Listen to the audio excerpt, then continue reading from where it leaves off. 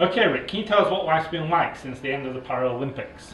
Yeah, after the games, it was pretty hectic with all different people and different opportunities come along. You know, if you think 3 weeks previously we were in lockdown, you know, in the Olympic Village, and everything that happened outside of that little zone didn't really matter. So on initially coming out, it was like, oh, you know, gotta be here, gotta be there, and it was, you like to soak that up, and you know, there was a lot of radio and TV interviews about how you'd done and stuff like that. But obviously now we're into 2013, and you know, March and April's coming now, so it's sort of quieting down. Although there's the odd few bits of things coming through, you tend to focus now on, you know, what's next for me, and obviously that's Rio 2016, which is, you know, you think is a long way away, but you need to start somewhere and buckling down and getting some kind of sort of program going, you know, training wise, racing wise. So that's what I've done the last couple of months, and you know, I'm working towards actually qualifying for the Road World Championships later this year. So you've obviously got great expectations for Rio. Have you had to introduce a fairly stringent training program for yourself, or has it been fairly relaxed? It was slightly relaxed before Christmas. You know, it was more going out and conditioning yourself, getting fit basically. But then after Christmas, the real work started. You know, you were thinking, okay, plan my season. When am I going to race? When do I want to race?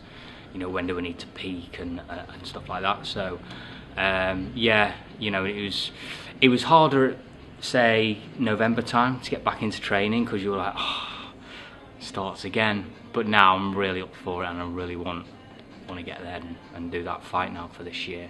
That's cool. Rick, we know later on you're going to be going through some riding tips, but just sticking with the Olympics for a moment, what would you say is your most memorable experience? Memorable experience was the amount of people, amount of spectators.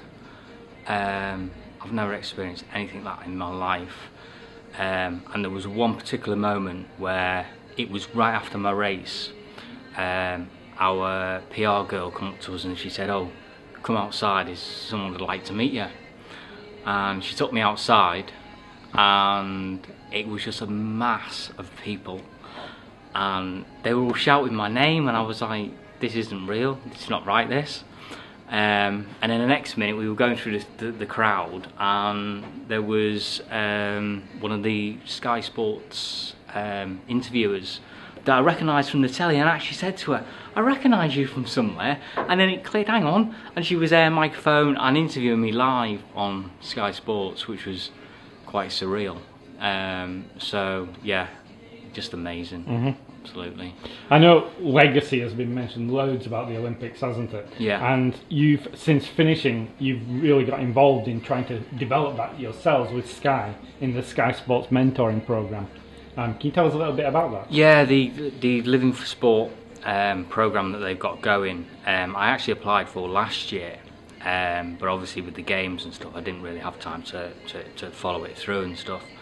But after Christmas, I went down to a training day of theirs, and I've actually been invited to go on to their mentoring scheme, Living for Sport, which enables me to go into schools and basically encourage kids, you know, not so much into sport, but you might change their lives by passing your story and that on.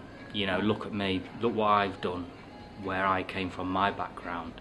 You know, I'm just a normal person at the end of the day, like those guys in schools, and you know, that's what we're aiming at doing. So you know, it's all going well at the moment, and you know, if it is only one child in that class that listens and takes it on board, you know, and later on in life does well, you know, whether it's in their workplace or, you know, they become a great sports person, then, you know, that's the whole, you know, aim of Sky and what they've done.